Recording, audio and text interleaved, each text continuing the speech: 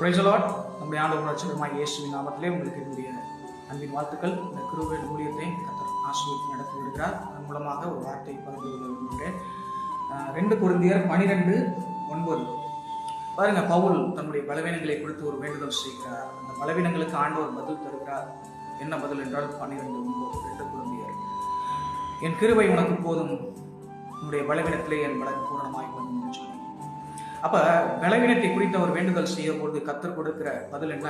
அவருடைய கிருபை உங்களுக்கு போதும்.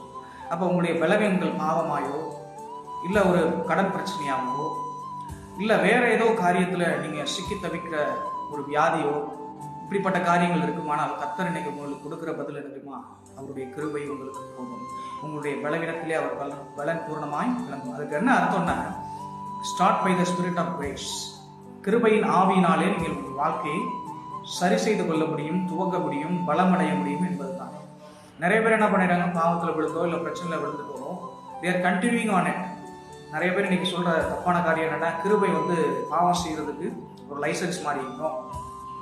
அப்ப அந்த கிருபை என்ன பண்ணுது, அந்த பாவத்திலிருந்து டேர்ன் பண்ணி ஸ்பிரிட் மூமெண்ட்டுக்கு அந்த பகுதிக்கு கொண்டு வந்து என்ன பண்ணுது, உங்களை விடுதலையாக. கிருபையின் ஆவியை பிடிச்சிங்க, லைஃபை டேர்ன் பண்ணுங்க, கர்த்தர் உங்களோட கூட இருப்பார். கிருபையின் ஆவி உங்க லைஃபை டேர்ன் பண்ணும். Strengthen by Christ.